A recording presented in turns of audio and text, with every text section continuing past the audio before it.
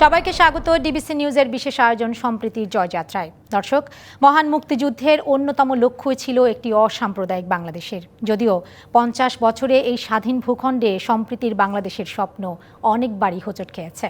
মুষ্টিমেয় কিছু মানুষের কর্মকাণ্ডে অসাম্প্রদায়িক সম্প্রীতি প্রতিষ্ঠার বিষয়টি তাই প্রশ্নবিদ্ধ হয়েছে বারবার। কোথায় বাধা আর চ্যালেঞ্জগুলোই বা কি, সেসব বিষয় নিয়ে আলোচনাই আমাদের এই বিশেষ আয়োজনের উদ্দেশ্য। দর্শক, আজকে আমাদের সঙ্গে আলোচনা করতে অনলাইনে যুক্ত আছেন অতিরিক্ত পুলিশ কমিশনার ও কাউন্টার টেরোরিজম ইউনিটের প্রধান মোহাম্মদ আসাদুজ্জামান এবং আছেন বাংলাদেশ সুপ্রিম কোর্ট আইনজীবী সমিতি সুপ্রিম কোর্টের আইনজীবী ব্যারিস্টার তানজিবুল আলম। দর্শক, অনুষ্ঠানটি আয়োজনে সহায়তা করছে ঢাকা মেট্রোপলিটন পুলিশের counter terrorism and transnational crime unit CTTC. সহিংস উগ্রবাদ বিশ্বজুড়ে এক আতঙ্ক। আইনশৃঙ্খলা বাহিনীর তৎপরতায় বিভিন্ন সময়ে সহিংস উগ্রবাদী যে তৎপরতা তা ঠেকানো গেলেও বিভিন্ন সময়ে তা আবার মাথাচাড়া দিয়ে ওঠে।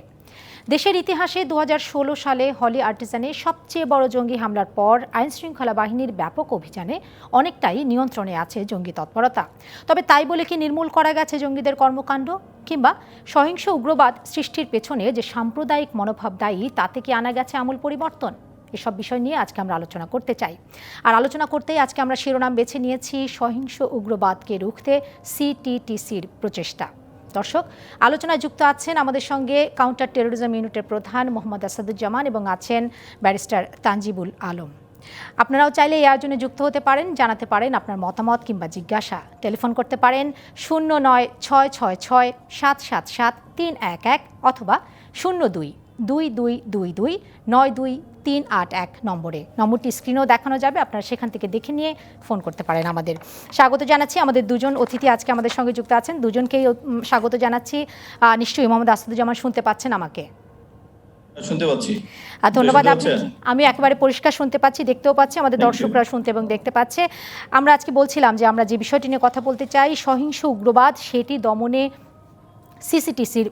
সিটিটিসির ভূমিকা, সেটি একটু জানতে চাই। এবং যেটি আমরা বলছিলাম আলোচনা শুরুতেই যে 2016 সালে যখন আমরা হলি আর্টিজানে সন্ত্রাসী কর্মকাণ্ডের যে তৎপরতা, সেটি আমরা যখন দেখলাম, ভয়াবহ একটি অভিজ্ঞতার মধ্য দিয়ে আমরা গেলাম। এবং সেই ঘটনার পর এখন পর্যন্ত কিন্তু অত বড় কোনো ঘটনা ঘটেনি, যদিও বিভিন্ন সময় আমরা দেখেছি আইনশৃঙ্খলা বাহিনীর পক্ষ থেকে, কাউন্টার টেরোরিজম ইউনিটের পক্ষ থেকে সেসব ঘটনা ঘটার আগে কিংবা খবর পাওয়া মাত্র সেগুলোকে দমন করা বা নিয়ন্ত্রণে আনা সম্ভব হচ্ছে। একটু জানতে চাইব, আপনি যেহেতু প্রধান হিসেবে দায়িত্বে আছেন, কি অবস্থা এখন কাউন্টার টেরোরিজম ইউনিটের, এবং জঙ্গিবাদ যেটা আমরা বলছিলাম যে সেটি আসলে নির্মূল করা কতটা সম্ভব হয়েছে, কতটা আপনাদের নিয়ন্ত্রণে আছে?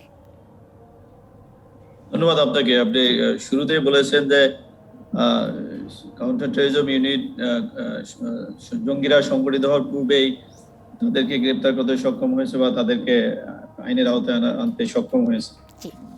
আপনি জানেন, জঙ্গিবাদ একটি বৈশ্বিক সমস্যা। বিশ্বের কোনো দেশে, সেটা মুসলিম অমুসলিম, পাশ্চাত্য পাশ্চাত্য, উন্নত অনুন্নত, কোনো দেশেই কিন্তু এই উগ্রবাদের বা সন্ত্রাসবাদের হুমকি থেকে কেউ বিরত নাই। আপনি জানেন যে বাংলাদেশের ভয়াবহতম সন্ত্রাসী হামলা হয়েছিল 2016 সালের 1 জুলাই তারিখে। এবং এই ঘটনার পরে কাউন্টার টেরোরিজম ইউনিট এই ঘটনার সাথে জড়িত সকল সন্ত্রাসীদের, এই ঘটনার মাস্টার মাইন্ড, এই ঘটনার অস্ত্র সরবরাহকারী, এই ঘটনার সংগঠক সকলকেই কিন্তু আইনের আওতায় আনা হয়েছে। এবং ইতিমধ্যে এই কাউন্টার টেরোরিজম ইউনিটের আদালতে প্রতিবেদন দাখিল করেছে এবং তাদেরকে বিচার সম্পন্ন হয়েছে।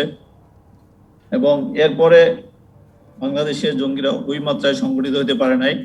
এরপরে যতগুলো হামলা সংগঠিত হয়েছে সবগুলোই কাউন্টার টেরোরিজম ইউনিট বা আইন শৃঙ্খলা বাহিনী তাদেরকে সংগঠিত হওয়ার পূর্বেই তাদের ডেন শনাক্ত করে তাদেরকে আইনের আওতায় এনেছে। ধন্যবাদ। জি, মোহাম্মদ আসাদুজ্জামান, আপনার কাছে আবারও আসবো। আপনি যেটি বলছেন যে বিভিন্ন সময়ে মাথাচাড়া দিয়ে তারা উঠেছে, কিন্তু আপনারা সেটি নিয়ন্ত্রণে নিয়েছেন, তার মানে যেই অপতৎপরতার কথা আমরা বলছি সেটি দমন হয়নি, দৃশ্যমান কোনো ঘটনা তারা ঘটাতে পারছে না কিন্তু আছে। আরেকটি প্রশ্ন আপনার কাছে রেখে ব্যারিস্টার তানজিবের কাছে যাব, এই বিষয়টি একটু জানতে চাই। মানে এখন তো করোনাকাল আমরা অতিক্রম করছি, এই সময়টিতে আমরা দেখি যে তথ্য প্রযুক্তি নির্ভর হয়ে পড়ছে মানুষ, বিশেষ করে তরুণ প্রজন্ম। সেই জায়গায় জঙ্গিবাদ যারা বা জঙ্গিবাদ তৎপরতার সঙ্গে যারা জড়িত, তারা কিন্তু আমরা অতীতেও দেখেছি যে তারা ওভার টেলিফোন কিংবা কাছাকাছি এসে যোগাযোগ, তার চেয়ে বেশি কিন্তু এই ইন্টারনেটকে ব্যবহার করে। এখনকার সময়ে ইন্টারনেটের উপরে আপনাদের সেই মনিটরটা কেমন, সেই প্রশ্নটা আপনার কাছে রেখে যাচ্ছি ব্যারিস্টার তানজিবের কাছে।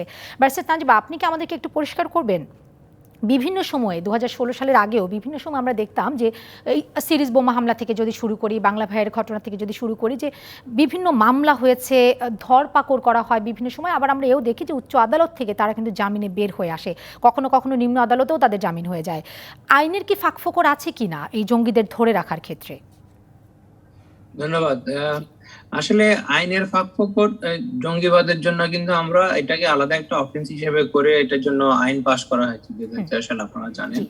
এবং এর অধীনে যারা অভিযুক্ত হয় তাদেরকে সাধারণত বেল দেয়া হয় না, কিংবা তাদেরকে ইনফ্যাক্ট ওই আইনের আওতায় তাদেরকে দ্রুত বিচারের ব্যবস্থা করে শাস্তিমূলক ব্যবস্থা নেওয়ার বিধানটা আইনে আছে। এবং আপনারা দেখবেন যে গত কয়েক বছর ধরে যে যদি এই কাউন্টার টেরোরিজম ইউনিটের অ্যাক্টিভিটি লক্ষ্য করেন, তারা কিন্তু অনেকগুলা মামলায় চার্জশিট দিয়েছে এবং অনেকগুলা মামলাতে তাদের শাস্তির বিধানও করা হয়েছে। তার মানে যে আইনটা হওয়ার পর থেকে আপনার আইনের ফাঁকফোকর ব্যবহার করে বের হয়ে যাওয়ার যে নজির ইতিপূর্বে আমরা দেখেছিলাম সেটা অনেকটাই কমে গেছে। সো এটা এক ধরনের ইমপ্রুভমেন্ট বলতে পারো, এবং এই ইমপ্রুভমেন্টের জন্য দুটো আমি সরকারের পদক্ষেপকে ধন্যবাদ জানাই। একটা হচ্ছে যে আপনার এই যে নতুন একটা আইন করে জঙ্গিবাদের জন্য আলাদা আইন করে সে আইনের আওতায় দ্রুত বিচারের ব্যবস্থা করা, আর একটা হচ্ছে এই যে জঙ্গিবাদ যে একটা রাষ্ট্রের নিরাপত্তার জন্য হুমকি, সেটাকে অ্যাপ্রিসিয়েট করে এটার জন্য একটা ডেডিকেটেড ইউনিট করা। এটা কিন্তু এর আগে আমরা দেখিনি। সো আপনারা দেখবেন যে ইউনিট হওয়ার পরে এবং ইউনিট হওয়ার আগে দুইটারই যদি কর্মপন্থা আপনারা খেয়াল করেন কিংবা অ্যাসেসমেন্ট করেন, তাহলে দেখবেন ইউনিট হওয়ার পর থেকে তাদের অ্যাক্টিভিটি অনেক বেড়ে গেছে, তাদের মধ্যে প্রফেশনালিজমও বেড়েছে এবং তাদের সাফল্যের হারও বেড়েছে। এবং তারই ধারাবাহিকতা আমরা এখন দেখতে পাচ্ছি যে গত কয়েক বছর, ইভেন আপনার 7-8 বছরে যে এই যে হোলি আর্টিজানের ঘটনার পরে আর ওইরকম মানে পৃথিবীব্যাপী হেডলাইন হওয়ার মতো বাংলাদেশে এরকম কোন জঙ্গি আক্রমণের ঘটনা ঘটে নাই। এটা আসলে রিফ্লেক্ট করে যে যাদেরকে এই দায়িত্বটা দমনের জন্য দায়িত্বটা দেওয়া হয়েছে তারা তাদের দায়িত্ব ঠিক মতো পালন করছে। কিন্তু একই সাথে আমি এটাও বলবো যে আমরা অনেক সময় দেখেছি যে কাউকে জঙ্গিবাদ হিসেবে ব্র্যান্ড করে তার বিরুদ্ধে যেসব অভিযোগগুলো আনা হয় সেগুলো অনেকগুলোরই সাবস্টেন্স থাকে না। আপনি গত কয়েক বছরের যদি জঙ্গি হিসেবে অভিযুক্ত হিসেবে যাদেরকে গ্রেফতার করা হয় তাদের ক্ষেত্রে উদ্ধার বলতে কয়েকটা জঙ্গি বই ছাড়া আর কোনো কিছু পাওয়া যায় না। তো তখন একটা আপনার কোর্টের মনে এক ধরনের সন্দেহ থাকে এবং দেখা যায় যে ওই বইগুলো উদ্ধারের পরে তাদের বিরুদ্ধে চার্জশিটও নাই কিংবা অন্য কোনো পদক্ষেপও আর নেওয়া যায় না, নতুন কোনো ইনভেস্টিগেশনের নতুন কোনো ইনফরমেশন আসে না। ওই ক্ষেত্রে আমরা আমাদের অভিজ্ঞতা আমরা দেখেছি যে কোর্ট তখন বাধ্য হয়ে বেল দেয়। কারণ একটা হচ্ছে যে যেই আলামত গুলো সংগ্রহ করা হয়েছে সেগুলো আদারওয়াইজ খুবই ইজি টু ইমপ্ল্যান্ট, যে যেমন এই যে যেটা বলছিলাম যে আপনার জঙ্গিমূলক বই, এটা যে কারো কাছে থাকতে পারে এবং কারো কাছে থাকলেই তাকে জঙ্গি হিসেবে প্রমাণ করার জন্য শুধুমাত্র বইয়ের উপরে ভিত্তি করে আসলে হয় না। বাংলাদেশের প্রচলিত আইন অনুযায়ী অন্যান্য এভিডেন্সও লাগে। তো অনেক সময় দেখা যায় যে সেই এভিডেন্স গুলা সময় মতো কোর্টে উপস্থাপন করা হয়নি, সে কারণে অনেকে বেল নিয়ে বের হয়ে যায়। কিন্তু এটা যে কয়টা ঘটনা ঘটে যে বেল নিয়ে বের হয়ে যায় তারাও কিন্তু নজরদারিতে থাকে, কারণ তাদের কর্মকাণ্ড তখন এই যে আমাদের যে সক্ষমতা আছে এখন আমি মনে করি যে জঙ্গিদের পক্ষে সংগঠিত হয়ে কিংবা আপনার কারোর চোখে ধুলো দিয়ে নেটওয়ার্কের বাইরে গিয়ে একটা তাদের ভাষায় যে অপারেশন গুলো তারা করে সেগুলো সফলভাবে করাটা এখন ইম্পসিবল হয়ে গেছে। তো সেই জন্য আমরা যতই দিন যাবে আমরা যদি মনিটরিংটা ঠিক মতো রাখতে পারি এবং এই যে আইডিওলজির যে স্প্যানটা সেটা যদি আমরা আপনার কন্ট্রোল করতে পারি, আমার মনে হয় বাংলাদেশ থেকে একদিন জঙ্গিবাদ ব্যারিস্টার তানজিব, আপনি বলছিলেন, ধন্যবাদ আপনাকে, আপনি বলছিলেন যে মামলার ধারায় কিছুটা যদি এদিক সেদিক করা যায়, বিশেষ করে পুলিশ যখন যেই ধারায় মামলাটি নিচ্ছে আদালতে গিয়ে সেখানে আপনারা আবার উকিলরা বিভিন্নভাবে সেটিকে খুঁজে বের করছেন জামিনের জন্য, সেই জায়গায় কি একটা বিষয় কি মানে সমন্বয় করা যায় কি না যে প্রসিকিউশন এবং আইন শৃঙ্খলা বাহিনী এই দুটোর জায়গায় একটি সেল কি গঠন করা যায় যেখানে মানে মামলার যেটি বলছেন যে বিভিন্ন ধারায় নেয়ার ফলে অনেক সময় তারা পার পেয়ে যায়, এই যে পার পাওয়ার সুযোগটা তারা যেন না পায় বা তাদেরকে যেন আটকানো যায় সেটি করা যায় কিনা, অর্থাৎ একটি সমন্বয় সেল, সেটি প্রসিকিউশনও থাকবে তার সঙ্গে আইন শৃঙ্খলা বাহিনী থাকবে, সেই প্রশ্নটি আপনার কাছে রাখছি। তার আগে মোহাম্মদ আসাদুজ্জামান আপনার কাছে জানতে চাই, বলছিলাম যে অনলাইনের উপর আপনারা নজর আসলে কতটা রাখছেন, যেহেতু এই করোনা কালে আসলে মানুষ বেশি অনলাইন ব্যবহার করছে? ঠিকই বলছেন, শুধু মানুষটা, জঙ্গিরাও আমাদের বর্তমান সময়ে অনলাইন প্ল্যাটফর্ম, সাইবার স্পেসকে ব্যবহার করছে তাদের আচ্ছা। রিক্রুটমেন্ট, তাদের ট্রেনিং, তাদের কর্মকৌশল, হুম হুম। এমনকি স্লিপার সেল গঠনের মাধ্যমে তাদের যে শত্রু আইন শৃঙ্খলা রক্ষা বাহিনীর সদস্য এবং বিভিন্ন হামলা পরিচালনা নিমিত্তে ট্রেনিং ম্যানুয়াল তৈরি, ইভেন বোমা তৈরির নানাবিধ কৌশল, এবং ইতিপূর্বে আপনারা দেখেছেন তাদের দায় স্বীকারের জন্য তারা অনলাইন প্ল্যাটফর্মকে ইউজ করে থাকে। এবং এই করোনা আমরা এই বিষয়টিকে সমভাবে বিবেচনা রেখে আমরা অনলাইন মনিটরিং এর মাধ্যমে আমরা তাদেরকে অনেককে ইতিমধ্যে শনাক্ত করেছি, এবং এই তারা যেভাবে যে প্ল্যাটফর্মে তৎপরতা চালায় আমরা সেই প্ল্যাটফর্মকে মনিটরিং এর মাধ্যমে আমরা এই অনলাইন রিক্রুটমেন্ট, অনলাইন ট্রেনিং, এইসব বিষয়গুলোকে আমরা অ্যাড্রেস করতে সক্ষম হচ্ছি। এবং জঙ্গিরা যাতে এই অনলাইন প্ল্যাটফর্ম ইউজ করে যাতে কোনো ধরনের সহিংসতা ঘটাতে না পারে, কোনো ধরনের সন্ত্রাসী কার্যকলাপ করতে না পারে, সে বিষয়ে আমরা সমভাবে সচেষ্ট আছি। জি, আরেকটা প্রশ্ন একটু রাখবো, মানে সব তো আসলে আপনাদের উপর দায় চাপিয়ে আমরা ক্ষান্ত হতে পারি না, কারণ সব তো আসলে আইন শৃঙ্খলা বাহিনীর সদস্যরাই করতে পারবে নিয়ন্ত্রণ, সেটি সম্ভব নয়। আমাদের মতো জনবহুল একটি দেশে জনবলের সংকট রয়েছে প্রশাসনের সব ক্ষেত্রে, সেটিও আমরা জানি। সেই ক্ষেত্রে একটু আমরা বলি যে কমিউনিটিকে ইনভলভ করা, সব শ্রেণীর পেশার মানুষকে ইনভলভ করা এই ধরনের জনসচেতনতা সৃষ্টিতে আমরা কিন্তু দেখেছি সেটি সরকার প্রধান বিভিন্ন সময় বিভিন্ন মসজিদের ইমাম, বিভিন্ন উপাসনালয়ের যারা দায়িত্বে আছেন তাদেরকে দিয়ে এই জঙ্গিবাদ বিরোধী কর্মকাণ্ডগুলো থেকে বিরত থাকার কথা তিনি বিভিন্ন সময় বলেছেন, সেই কাজটি আপনারাও করেন। সেই কর্মকাণ্ডটুকু আসলে কতটা আমাদের মতো দেশে করা গেছে, আসলে এই ধর্মীয় উপাসনালয় যারা আছে তারা কতটা পৌঁছে দিতে পেরেছে সাধারণ মানুষের মধ্যে, আপনাদের তৎপরতা কতখানি, সেই বিষয়টি জানবো। ব্যারিস্টার তানজিবের কাছে আবারও যেতে চাই। তানজিব, বলবেন কিনা যে সেল আলাদাভাবে গঠন করা যায় কিনা এই কাজটি একটু সহজ করার জন্য?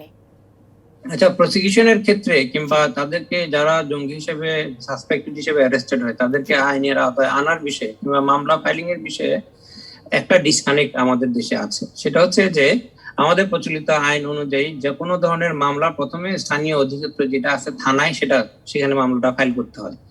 এখন যদি কাউকে জঙ্গি হিসেবে সাসপেক্ট করে, মানে আপনার কাউন্টার টেররিজম ইউনিট যদি নিজস্ব কোনো উদ্যোগে যদি কাউকে গ্রেপ্তার করে কিংবা অভিযান করে পরিচালনা করে, তাদেরকেও কিন্তু প্রথমে ওই আসামিদেরকে থানায় নিয়ে আসতে হয় এবং এনে এফআইআরটা ফাইল করতে হয়।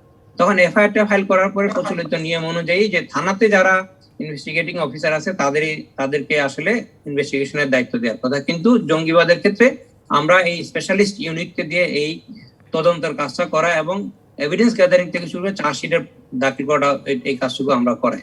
এইখানে আপনার একটা এক্সপার্ট ইনভলভমেন্ট আছে, কিন্তু এই এক্সপার্টরা যখন তাদের চার্জশিটটা দিচ্ছেন তখন কিন্তু যে কোর্টে মামলাটা যাচ্ছে সেই কোর্ট কিন্তু রেগুলার একটা কোর্ট, কারণ জঙ্গিবাদের আপনার জঙ্গিবাদীদেরকে কিংবা জঙ্গিদেরকে আপনার ট্রায়ালের আওতায় এনে বিচার করার জন্য আলাদা স্পেশালিস্ট কোর্ট করা হয়নি।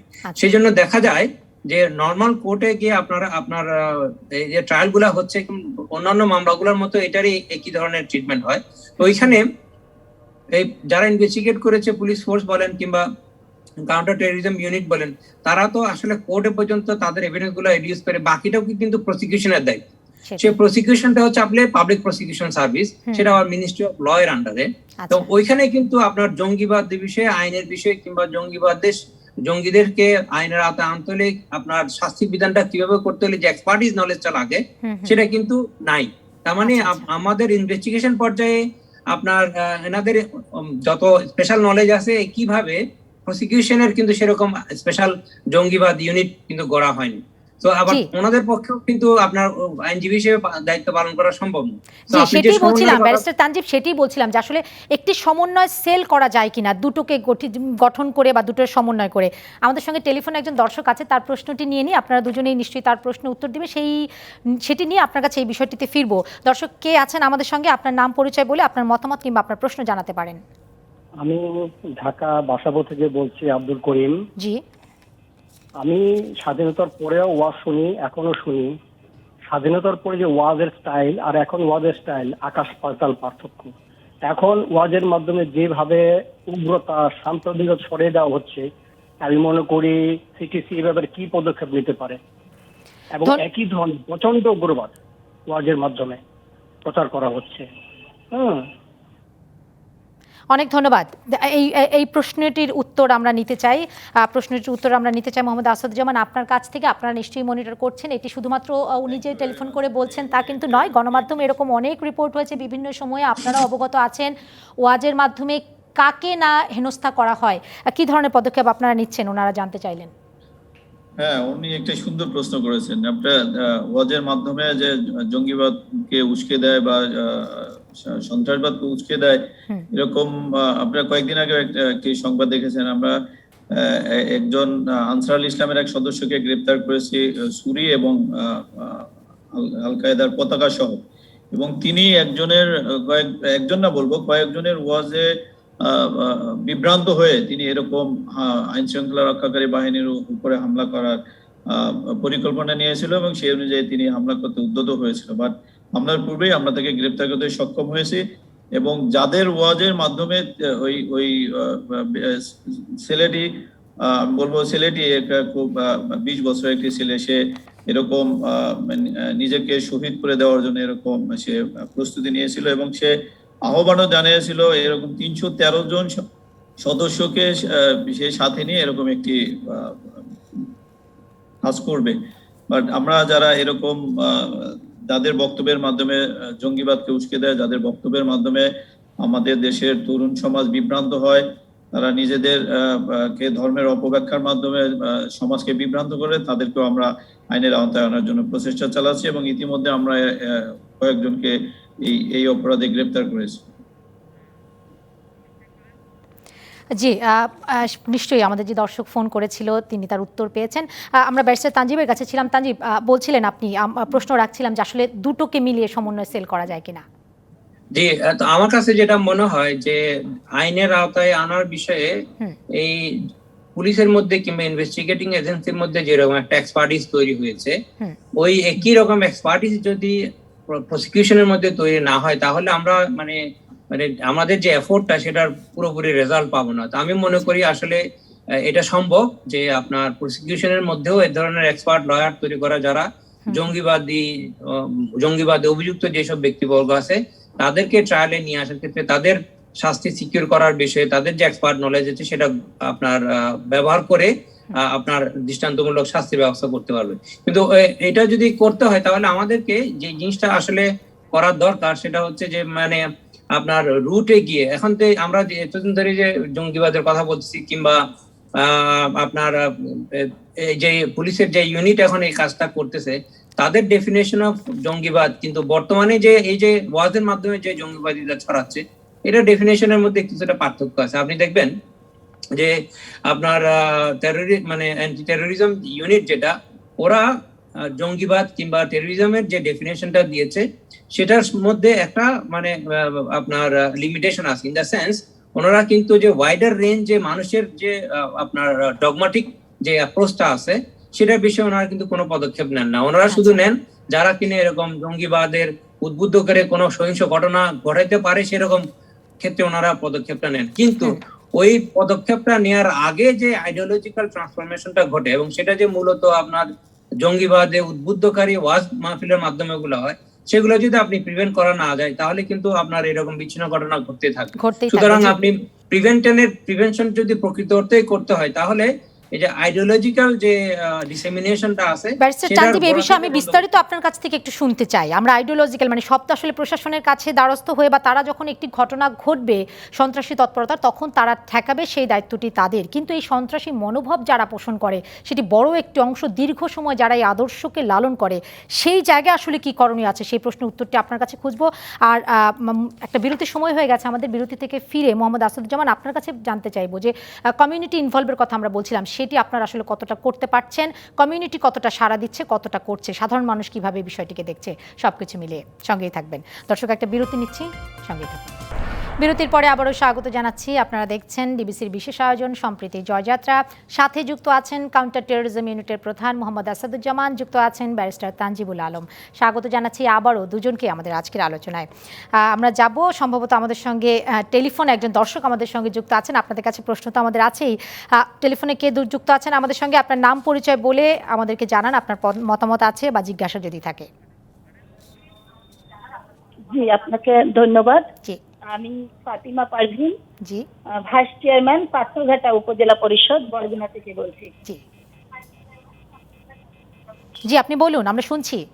যে আমার প্রশ্ন হচ্ছে যে সাম্প্রতিক পর্যায়ে প্রান্তিক এলাকায় সহিংসতা উগ্রবাদকে রুখতে সিটিটিসির পরবর্তী উদ্যোগ কি? অনেক ধন্যবাদ। প্রান্তিক পর্যায়ের ভূমিকা জানতে চাচ্ছেন মোহাম্মদ আসাদুজ্জামান, প্রশ্নটির উত্তর নিশ্চয়ই আপনিই দিবেন, আপনার কাছে জানতে চাইছি।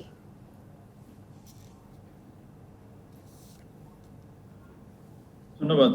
জি আপনাদের অবগতির জন্য জানাতে চাই যে counter terrorism and transnational crime unit আরডেপ্টোস এর পাশাপাশি সবচেপ্টোস এর মাধ্যমেও জঙ্গিবাদ দমনে কাজ করে যাচ্ছে এবং এই লক্ষ্যে দেশের সকল শ্রেণী পেশার মানুষকে সম্পৃক্ত করে ভালনারেবল গ্রুপকে আইডেন্টিফাই করে তাদেরকে কিভাবে জঙ্গিবাদ থেকে বিরত রাখা যায় সে লক্ষ্যে বিভিন্ন শ্রেণী পেশার মানুষের সাথে সেমিনার ওয়ার্কশপ করা হয়েছে এবং ইতিমধ্যে প্রত্যেক 35টি জেলায় ছাত্র, শিক্ষক, পুলিশ বাহিনী, কারারক্ষী, ইমাম, মুয়াজ্জিন, জনপ্রতিনিধি এরকম সকলের উপস্থিতিতে 35টি জেলায় এরকম জঙ্গিবাদ বিরোধী ওয়ার্কশপ সভা করা হয়েছে এবং জনগণকে সাথে নিয়েই আমরা এই প্রান্তিক পর্যায়ে কিভাবে জঙ্গিবাদকে মোকাবেলা করা যায়, যারা ভালনারেবল গ্রুপ তারা যাতে জঙ্গিবাদে জড়িয়ে না পড়ে এবং যারা জঙ্গিবাদে ইতিমধ্যে জড়িত হয়ে গেছে বা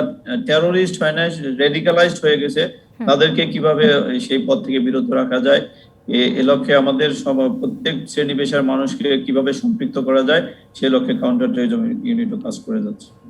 জি মোহাম্মদ আসাদুজ্জামান, এটি বলবেন কিনা যে যারা কমিউনিটিকে যে ইনভলভ করছেন তারা কেমন সাড়া দিচ্ছে এবং যে মানুষদের কাছে তারা যাচ্ছে বোঝানোর জন্য জানেন আসলে আমাদের দেশের মানুষ অত্যন্ত শান্তপ্রিয় এবং তারা কখনোই সন্ত্রাসবাদকে প্রশ্রয় দেয় না, সন্ত্রাসবাদকে মনে প্রাণে ঘৃণা করে এবং এ লক্ষ্যে প্রত্যেকটা ওই যারা বিভ্রান্তকারী তাদের বাদে আমাদের এরকম প্রত্যেকটা মানুষই এই ঐকান্তিক ভাবে আগ্রহী, তারা এই সন্ত্রাসবাদকে যে কোনো মূল্যে মোকাবেলা করার জন্য তারা আইন শৃঙ্খলা বাহিনীকে সহায়তা করবে এবং জানেন আমরা আমাদের মাননীয় প্রধানমন্ত্রী এই সন্ত্রাসবাদ জঙ্গিবাদের বিরুদ্ধে জিরো টলারেন্স নীতি ঘোষণা করেছে এবং সেই সরকারের অনুসৃত নীতি গ্রহণ করে আমরা হার্ড অ্যাপ্রোচের পাশাপাশি জনগণকে সম্পৃক্ত করে সকল শ্রেণী পেশার মানুষকে সম্পৃক্ত করে আমরা এই জঙ্গিবাদ তথা উগ্রবাদ দমনের জন্য আমরা কাজ করে যাচ্ছি আমাদের মাননীয় ইন্সপেক্টর জেনারেল মহোদয়ের নেতৃত্বে।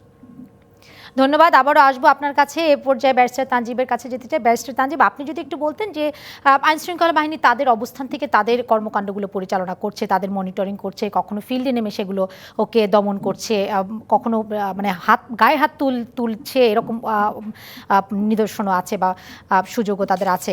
একটু জানতে চাই যে সবসময় তো এই যে সাম্প্রদায়িক যে ঘটনাগুলো সেগুলো তো আসলে প্রশাসন দমন করতে পারবে না, বিশেষ করে যখন সাম্প্রদায়িক মনোভাব নিয়ে কেউ বেড়ে উঠছে বা যারা বেড়ে উঠছে সেই গোষ্ঠীকে কিভাবে আসলে আমরা তাদের আদর্শিক জায়গা থেকে বিচ্যুত ঘটিয়ে সঠিক রাস্তায় কি করে আনতে পারি সেই জায়গাটা আসলে আমরা কতটা চর্চা করছি।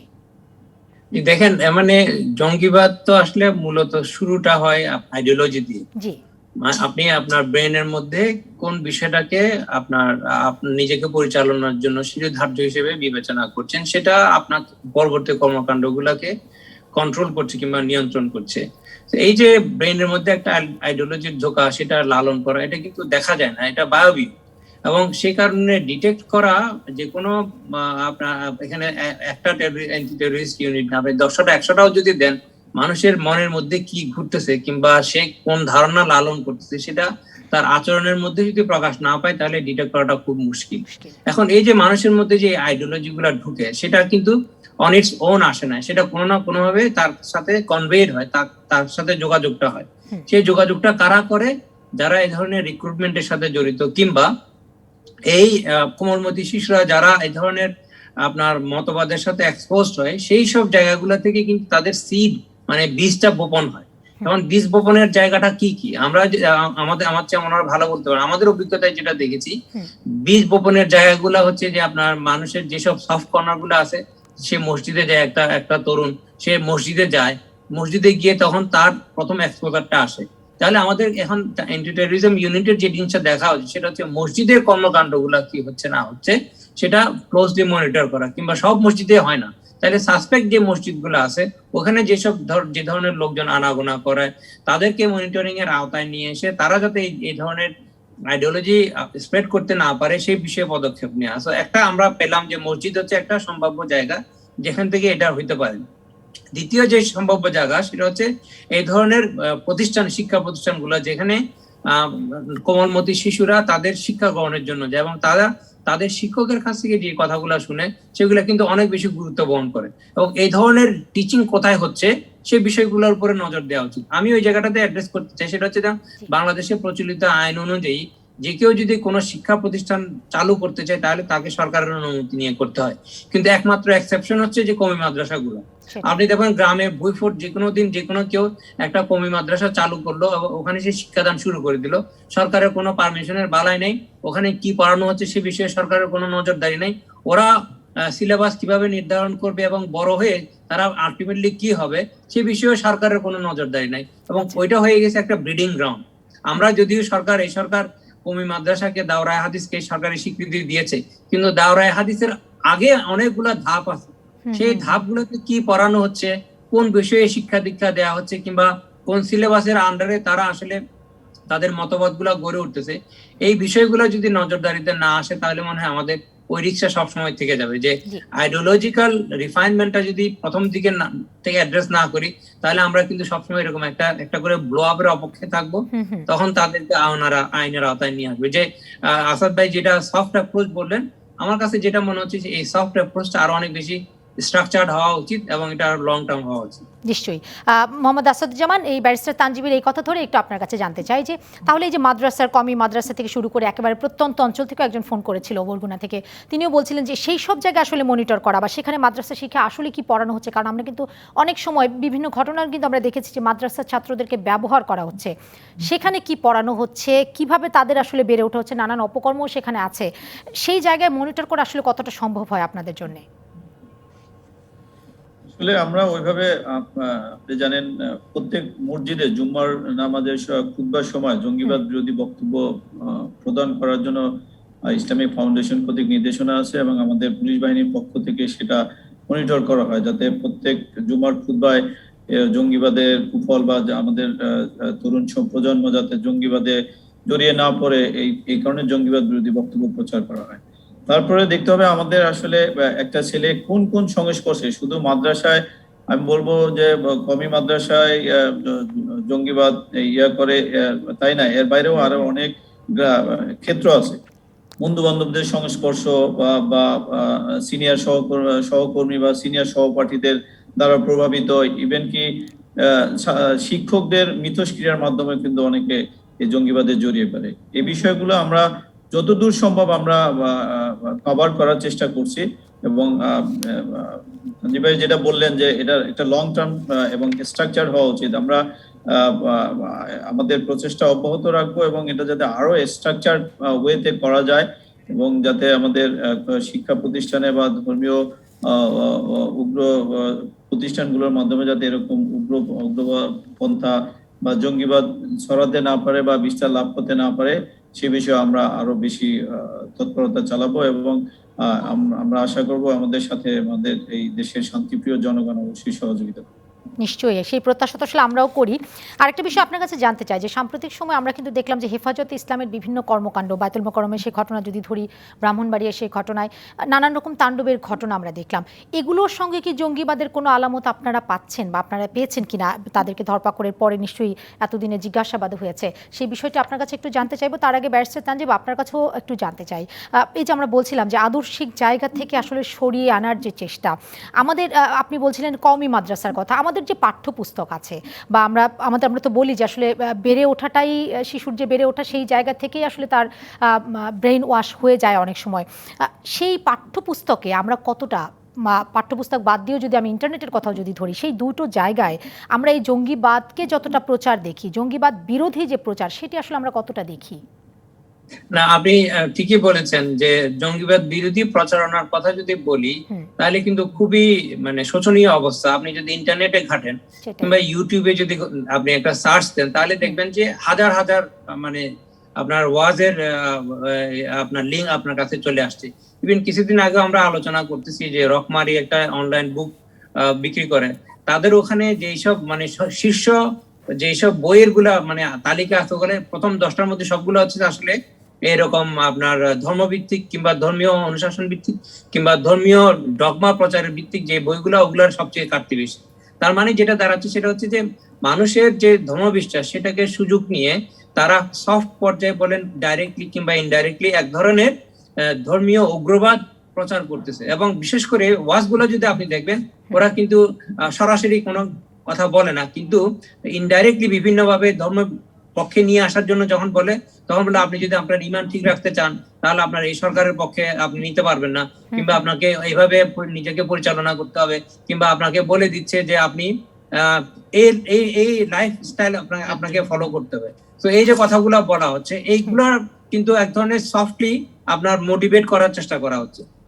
এখন এগুলাকে যদি মনিটর না করা হয়, তাহলে আমরা যে কথাটা বলতেছি যে একটা এনভায়রনমেন্ট অফ টলারেন্স তৈরি করা, এটা কিন্তু কখনো অ্যাচিভ হবে না। যতদিন পর্যন্ত না আমরা এই এনভায়রনমেন্ট অফ টলারেন্স তৈরি করতে পারবো না, ততদিন পর্যন্ত কিন্তু ওই হুমকিটা থেকেই যাবে। যখনই একজন মুসলমান মনে করবে যে আমার ধর্ম আমার আসলে ব্যক্তিগত বিষয় এবং এটা অন্যের উপর চাপিয়ে দেওয়ার কিছু নেই, কিংবা আমি যেসব মতবাদে বিশ্বাসী সেগুলোর সাথে যদি রাষ্ট্রের যদি মতবাদের সাথে আপনার সাংঘর্ষিক হয়, তাহলে আমাকে রাষ্ট্রের মতবাদটাকে গ্রহণ করতে হবে। কারণ আমরা যে সরকারের ব্যবস্থায় বর্তমানে বসবাস করতেছি, এটা কিন্তু আমাদের ইসলামিক রাষ্ট্র না। আমাদের ইসলামিক রাষ্ট্র যদি না হয়, তাহলে আমি যদি ইসলামিক অনুশাসন প্রচার করতে চাই কিংবা ইসলামিক রাষ্ট্র যদি কায়েম করতে চাই, সেটা কিন্তু আমাদের দেশদ্রোহিতার মধ্যে পড়ে। এই ধারণাগুলো যতদিন পর্যন্ত না আসবে, ততদিন পর্যন্ত এই রিস্কের ফ্যাক্টরটা থেকে যায়। আরও একটা বিরতির সময় হয়ে গেছে আমাদের। ব্যারিস্টার তানজিব এবং মোহাম্মদ আসাদুজ্জামান দুজনেই আমাদের সঙ্গে থাকবেন। বিরতির পর ফিরবো এবং তখন আপনাদের কাছে আরও কয়েকটি বিষয় জানার আছে। মোহাম্মদ আসাদুজ্জামান, আপনার কাছেও জানার আছে যে সাম্প্রতিক সময়ে হেফাজতের যে তাণ্ডব আমরা দেখলাম, তাদেরকে অ্যারেস্ট করা হয়েছে, কোনো তথ্য আছে কিনা যে জঙ্গিবাদে তাদের জড়িত থাকার কোনো প্রমাণ আপনারা পেয়েছেন কিনা? বিরতি থেকে ফিরে দুজনের কাছে আরও কয়েকটি বিষয় জানতে চাইব। দর্শক সঙ্গে থাকবেন আপনারাও। বিরতির পরে আবারও স্বাগত জানাচ্ছি আজকের আয়োজনে। এ পর্যায়ে আমরা মোহাম্মদ আসাদুজ্জামান আপনার কাছে জানতে চাই, বিরতির আগে বলছিলাম যে হেফাজতের এই তাণ্ডবের ঘটনা যাদের গ্রেপ্তার করা হলো, তাদের এই ঘটনাগুলোর সাথে কোনো জঙ্গি তৎপরতার আভাস আপনারা পেয়েছেন কিনা? ধন্যবাদ। দেখছেন সাম্প্রতিককালে হেফাজতের যে তাণ্ডব, ওই সময়কালে আমরা দেখেছি যে বিভিন্ন জঙ্গিবাদী সংগঠনের যে মিডিয়া পোর্টাল আছে সেখানে বা বিভিন্ন নিউজ চ্যানেল আছে, তার মাধ্যমে এই হেফাজতের আন্দোলনকে সমর্থন জানিয়ে তারা নানা কথাবার্তা বলেছে। এবং ওই সময় হেফাজতের কর্মীদের কিভাবে বোমা বানানো যায় এরকম কৌশলও তারা তাদের অনলাইনে প্রচার করেছে।